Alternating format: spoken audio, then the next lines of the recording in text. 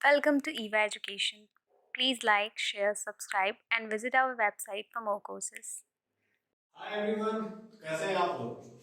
मैं आपका हूं सर, आपका एक बार फिर आपकी ही रीजन क्लास में स्वागत करता हूं।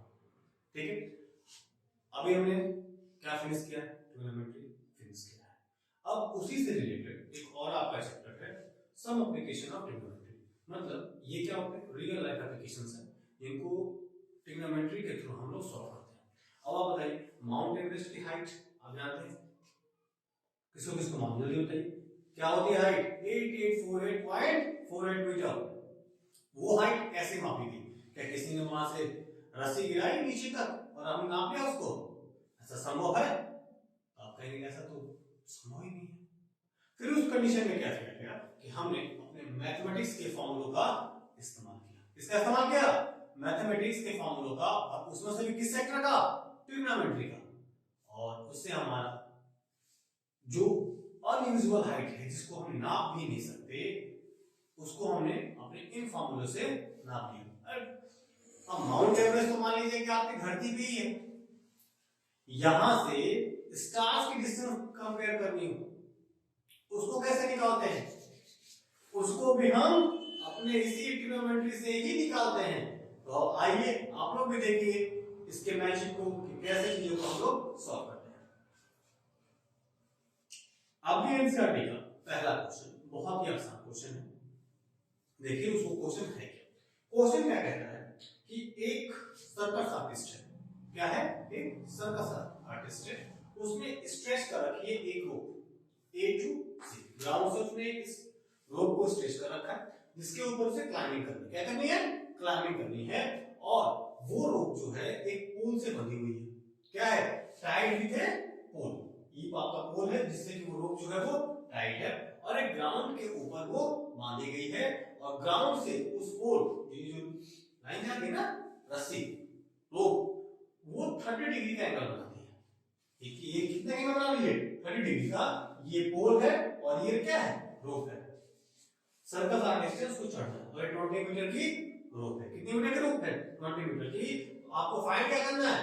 फाइंड करना है ये हाइट ऑफ द पोल, कि भाई साहब ये पोल कितनी हाइट का है, जो 30 डिग्री का एंगल बना रहा है और 20 मीटर की रोप उसके साथ टाइट है। ठीक है, तो इन क्वेश्चनों में जो सबसे इंपॉर्टेंट चीज है वो ये है कि आपका फिगर, यदि आपने अपने क्वेश्चन का फिगर ड्रॉ कर ली, समझिए कि आधा क्वेश्चन अपने आप सॉल्व हो गया। ओके, दूसरी चीज, अब इसके बाद याद करिए मेरी पहली क्लास जिसमें मैंने आपको क्या बताया था, P B P H H B, क्या बताया था, P B P H H B. अभी बी क्या, पंडित बद्री प्रसाद हर हर बोले, पंडित बद्री प्रसाद हर हर बोले। P by H sine theta था, B by H cos theta था, P by B tan theta था, और इसके अपोजिट एच बाई बी क्या था, कॉसेक था। तो एच बाई बी सेक था और बी बाई बी कॉट था। तो ये आपको ये दिमाग में बिल्कुल बैठा कर रखना है। वैसे आपको याद हुई क्या होगा, इसका इस्तेमाल इसके अंदर बहुत है, इस फॉर्मूले का इस्तेमाल इसके अंदर बहुत है। उसके बाद जो दूसरी चीज आती है जो इंपॉर्टेंट है वो है इन थीटास की वैल्यू। और इसमें आप ये ध्यान रखिएगा जो जनरल थीटा आ जाएंगे वो 30, 45, 60, 90 ऐसे ही करके आएंगे। ऐसा नहीं होगा कि आपको 25 का दे दे, आपको जो है 15 का दे दे, ऐसा कुछ नहीं होने वाला है। जो जनरल वैल्यूज हैं आपकी वही आपके कोर्स के अंदर है और वही आपको करनी भी है। ठीक है, चलिए आइए देखते हैं। अब इस क्वेश्चन का सॉल्व करेंगे। मैंने क्या क्या बताया, क्या दिया होगा, 20 मीटर लॉन्ग हो, हाइट आपको पोल की फाइंड करनी है और एंगल कितने का बनाती है वो, 30 डिग्री का। तो आपके सामने है क्या, आपके सामने एच है, पी है और ये बी है। क्या है ये, एच है, पी है और बी है। ये भी मैंने आपको क्लियर किया है कि जहां एंगल रहता है, जहां पे एंगल रहता है वो वाला पोर्शन आपका बेस कहलाता है। वो वाला पोर्शन क्या कहलाता है, बेस कहलाता है। हाइपोटेन्यूज आपकी सबसे लंबी लाइन आपके ट्रायंगल के अंदर, ये फिक्स है। हाइपोटेन्यूज सबसे बड़ी लाइन ही होगी, ये सबसे बड़ी लाइन होगी। ये आपका क्या हो गया, ये बेस हो गया और ये आपका क्या है, ये हाइट है, मालूम है आपको। तो यहां से यहां तक मतलब हाइपोटेन्यूज और परपेंडिकुलर, हाइपोटेन्यूज और परपेंडिकुलर, हाइपोटेन्यूज दे रखा है, परपेंडिकुलर हमें फाइंड करना है। तो क्या रिलेशन बनेगा, इसका रिलेशन बन रहा है पी और h का, और p और h किसका होता है जल्दी बताइए? Yes, sin theta. तो इस क्वेश्चन को सॉल्व करने के लिए हम क्या लिखेंगे? In triangle ABC, in triangle ABC sin theta मतलब sin 30 degree is equal to p। p क्या हमारी वैल्यू क्या है? तो x है। h कितना है हमारा? तो 20 मीटर। इतनी बात समझ में आई? क्या करेंगे? sin 30 degree equal to x upon 20 metre. समझ में आ रहा है? ठीक है। अब sin 30 की वैल्यू जल्दी बताइए, कोई भी कंफ्यूजन हो जाए, मान लीजिए वैल्यू भूल गए, मैंने बताया था सॉफ्टवेयर में फटाफट क्या लिख लेंगे? 0 1 2 3 4 बाय 4 सब कर दीजिए जल्दी जल्दी। फिर इनको क्या करिए? रूट में डाल दीजिए। ये क्या होता है? ये 0 होता है, 30 होता है, 45 होता है, 60 होता है और ये 90 होता है। हमें क्या निकालना है? 30 कितना आ जाएगा? 1/2 sin की वैल्यू आ गई। भूल भी जाते हैं तो आप इस मेथड से जल्दी से उसको निकाल सकते हैं। sin कितना आपका आ गया? 1/2। पुट कर दीजिए क्या? 1/2 x अपॉन 20 मीटर। अब ये क्या बचा? ट्रिग्नोमेट्रिक रह गया ये, अब तो ये अर्थमेटिक हो गया। अब इसको सॉल्व कर दीजिए यहां से। क्या करेंगे? Cross multiplication. तो 20 metre by 2 that equal to x। 2 से 20 खत्म। क्या आ जाएगा? 10 मीटर। क्या आ जाएगा? 10 मीटर। हाइट की क्या बोल की? 10 मीटर। ठीक है, समझ में आपको आ गया होगा। चलिए आगे चलिए, अब अगला दूसरा क्वेश्चन देखते हैं। दूसरे क्वेश्चन के अंदर क्या कहता है कि एक कॉन्ट्रैक्टर है। क्या है? एक कॉन्ट्रैक्टर है जो कि 2 स्लाइड्स जो है एक पार्क के अंदर इंस्टॉल करता है। फर्स्ट स्लाइड जो है वो है 5 इयर्स बिलो के बच्चों के लिए। अब उसमें उसने क्या रखा? जो हाइट थी उसके स्टैंड की, जिसके ऊपर स्लाइड खड़ी रहती है, जो हाइट थी वो हम थी 1.5 मीटर और स्लाइड नहीं दी गई है। लेकिन एंगल कितने डिग्री का दे रखा था उसने? 30 डिग्री का। उसने दूसरा जो सेटअप किया उसके अंदर जो हाइट थी वो रखी 3 मीटर और एंगल क्या रखा? 60 डिग्री। एंगल क्या रखा? 60 डिग्री। तो हमने ये अपना फिगर ड्रॉ कर लिया। एक चीज और आपको समझ लीजिए, यहां पे दो चीजें होती हैं।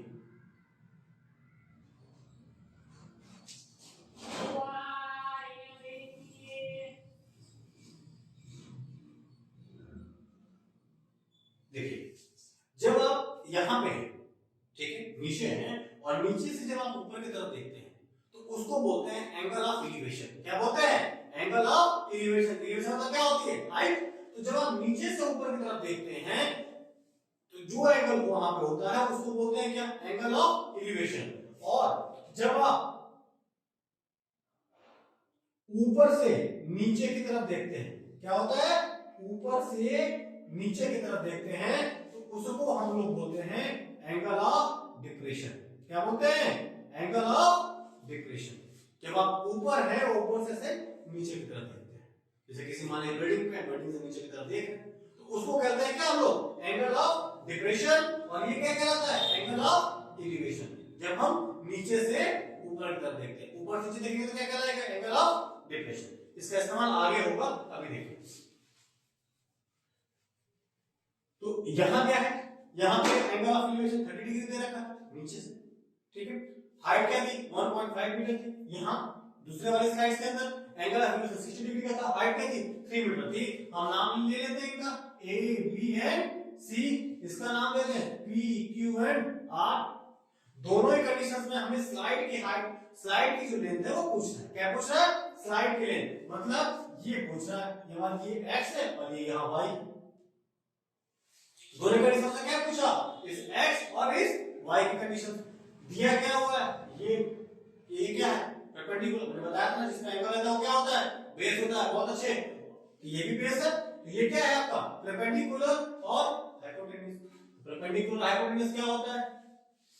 परपेंडिकुलर और हाइपोटेन्यूस क्या होता है? जल्दी बताइए। तो आप कहेंगे कि p बाई h मतलब साइन। यहां भी क्या लिख दीजिए? Sine. Sine 30 degree. Sine 30 degree यहां लिख दीजिए इन ट्रायंगल एबीसी।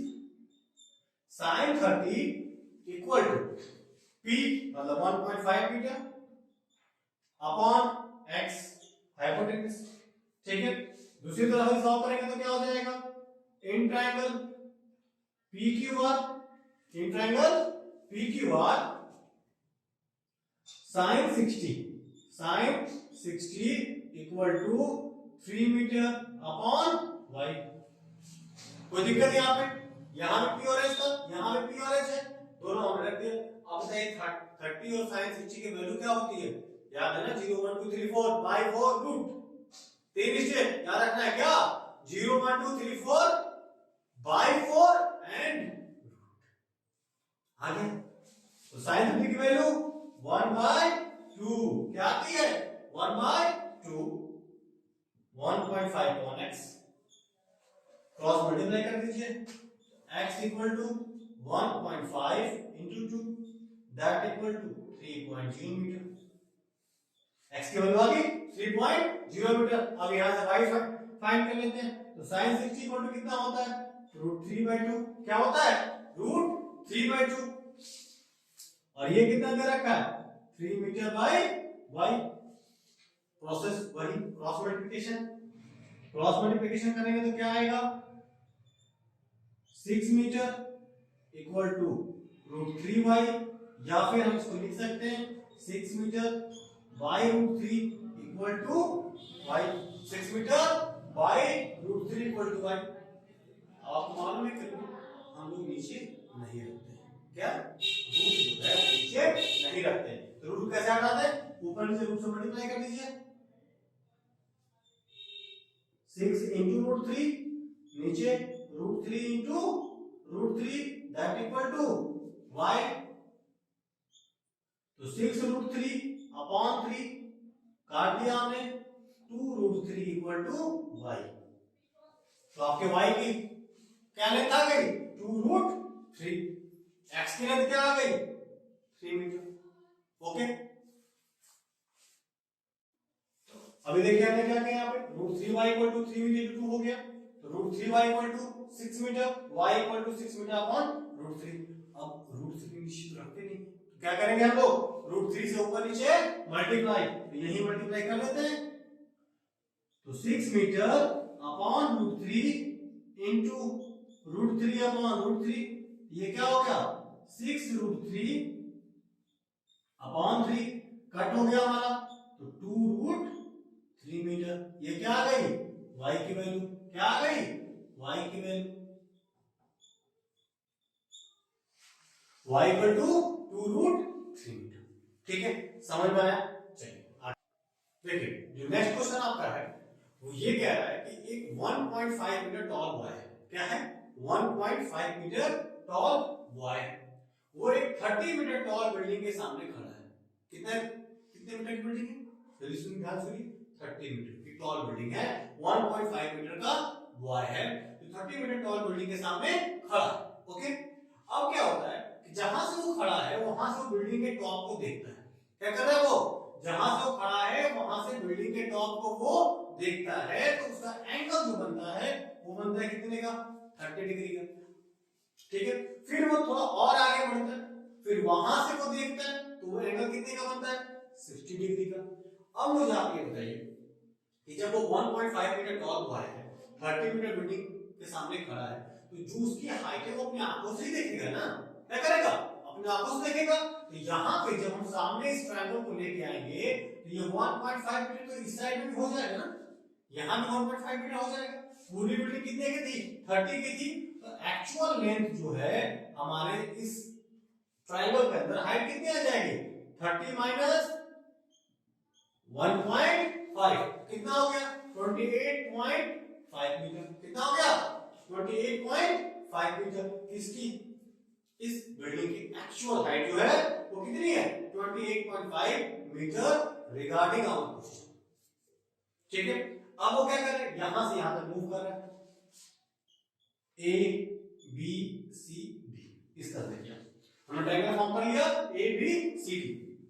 अब वो डी से सी की तरफ मूव कर रहा है, तो हम मान लेते हैं कि वो कितना मीटर मूव किया उसने, एक्स मीटर मूव किया। कितना मीटर मूव किया, एक्स मीटर। तो यही एक्स मीटर आपसे वो पूछ रहा है कि जब वो आगे की तरफ जाता है तो उसका जो एंगल ऑफ इलिवेशन है वो 30 से इंक्रीज कितना रहता है 60 रहता है। एक चीज आपको और ध्यान रखेगा, यदि आपको ये समझ ना आए कि 30 पहले आएगा कि 60 पहले आएगा, आप क्वेश्चन की लैंग्वेज समझ नहीं पा रहे हैं, तो ये हमेशा ध्यान रखिएगा कि जो हाइट होगी हाइट की तरफ एंगल बढ़ता जाएगा। क्या होगा? हाइट की तरफ एंगल बढ़ता जाएगा। मतलब जो दो तीन एंगल दिए गए हैं क्वेश्चन में एक ही जगह से, जितना वो आगे बढ़ता जाएगा तो एंगल बड़ा होता जाएगा। जैसे यहाँ पीछे 30 है, आगे बढ़ा तो 60 डिग्री। देखो देखिए ये यहाँ पे ऐसे आगे की तरफ हम बढ़ेंगे तो क्या होगा, 90 की तरफ बढ़ रहा है, सीधी लाइन हो जाएगी। एक स्ट्रिंग से हमने किसी चीज को एक स्ट्रिंग से बांध दिया, तो उसको जितना आगे लेके जाएंगे तो सीधा होता जाएगा ना, वो यहां से क्या होगा सीधा होता जाएगा, तो एंगल क्या होता जाएगा उसका कम होता जाएगा।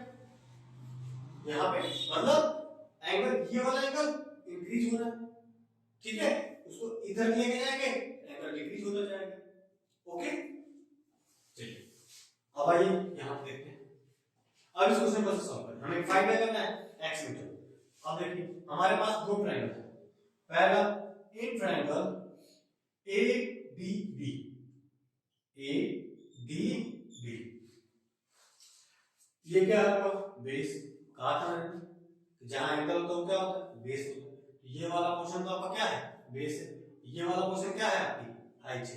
तो ये मुझे बताइए कि परपेंडिकुलर और बेस, परपेंडिकुलर और बेस किसके अंदर आता है, तो आप क्या कहेंगे sin cos tan, किसके अंदर आता है tan में, क्या आता है tan में। In triangle ADB tan 30 degree, tan 30 degree equal to 28.5 upon x, इसको मान लीजिए y, x प्लस y हो जाएगा। ये पूरा हमारा क्या हो गया हाइट हो गया, ये पूरी हमारी क्या बेस है। तो यहाँ हमने x माना, इसको y मान लेते हैं, तो x प्लस y tan 30 की वैल्यू आ जाएगी।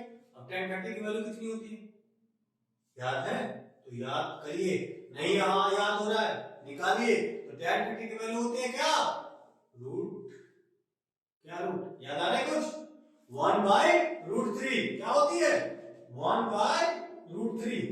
देखिए 10 30 45 60 ये तीन वैल्यूज है, 45 की वैल्यू होती है 1, tan 30 छोटा है इसलिए उसकी वैल्यू 1/√3, tan 60 बड़ा है तो उसकी वैल्यू √3। 10 तक ये तीन वैल्यूज है, ठीक है। cot इसका अपोजिट हो जाता है, यदि cot 30 दे रखा है आपका तो हो जाएगा √3, cot 60 दे रखा है तो 1/√3, ठीक है। तो इस कॉन्सेप्ट को थोड़ा सा मैच करिए साथ में, इससे भी चीजें आपके लिए आसान है। तो tan 30 की वैल्यू क्या आ गई 1/√3, इसको हम यहां लिख सकते हैं 28.5 equal to x plus y, क्या लिखते हैं हमने 28 plus 5 equal to x plus y, cross multiplication कर लीजिए, तो x plus y equal to 28.5√3, ठीक है, यहां तक समझ आ गया। अब देखिए अब लेते हैं क्या हम लोग इन ट्रायंगल ACB, क्या लिया हमने इन ट्रायंगल ACB, ठीक है। ACB के अंदर वही same tan 60, tan 60, tan 60 equal to हमारा क्या हो जाएगा 28.5 upon y p upon b, tan 60 की वैल्यू अभी मैंने आपको बताई क्या होती है √3। अब क्रॉस मल्टीप्लिकेशन क्या करें क्रॉस मल्टीप्लिकेशन, तो y इक्वल टू कितना आ गया 28.5 अपॉन √3, y पर कितना आ जाएगी ना 28.5 अपॉन √3। अब यहां देखिए x plus y equal to कितना है 28.5 √3 है, तो अब क्या करें ये जो y की वैल्यू थी वो इसके अंदर हम क्या करते हैं पुट कर देते हैं, तो पुट कर दीजिए x plus y equal to है 28.5 √3, y की वैल्यू कितनी है हमारी 28.5 अपॉन √3, दैट इक्वल टू 28.5 √3। यहां तक समझ में आ गया। अब x इक्वल टू क्या हो जाएगा 28.5 √3 माइनस 28.5 अपॉन √3। यहां ध्यान से देखिएगा, मैंने कहा क्या है ये पूरा पोर्शन उठा के दूसरी साइड भेज दिया, तो ये जो प्लस था वो क्या हो गया माइनस हो गया, और मैंने इसलिए क्या मुझे सिर्फ और सिर्फ x की वैल्यू फाइंड करनी है, y से मुझे कोई मतलब नहीं, मुझे क्या फाइंड करना है x फाइंड करना है। तो अब क्या करें यहां से वही सेम क्वेश्चन आप ले लीजिए एलसीएम, √3 आ गया, √3 एलसीएम आ गया, ऊपर क्या हो जाएगा 28.5 into 3 ऐसा है into 3, √3 into √3 3 माइनस 28.5, यहां तक ठीक है।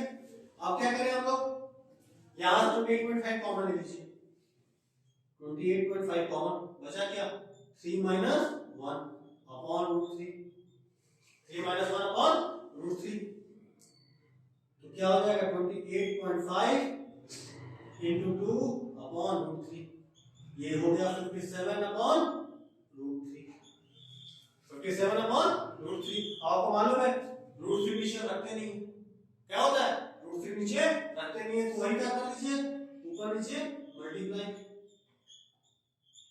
तो 57 √3 अपॉन 3, 57 √3 अपॉन 3, 3 से 57 कट कर दिया हमने, हमारा आंसर आ गया 19√3।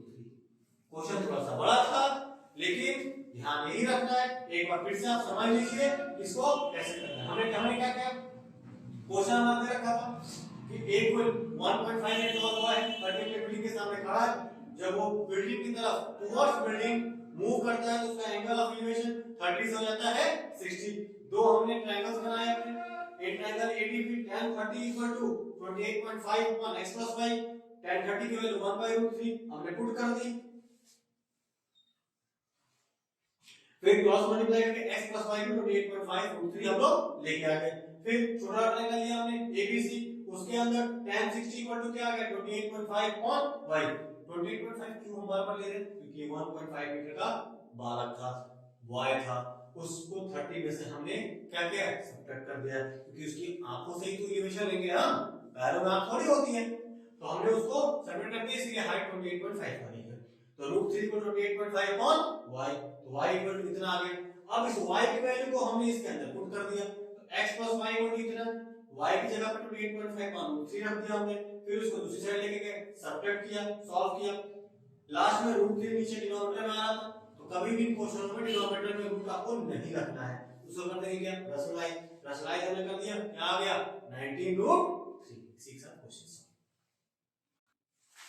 ठीक है, तो आपको क्वेश्चन समझ में आ गया होगा, तो हम लोग मिलते हैं क्या अगली क्लास में, अगली क्लास के अंदर हम लोग इसको खत्म करने की पूरी कोशिश करेंगे, और आप लोग के साथ में रिवीजन अपना जारी रखिए, और क्लास पसंद आए तो भाई लाइक से सब्सक्राइब करना मत भूलिएगा। मिलते हैं अगली क्लास में, थैंक यू सो मच।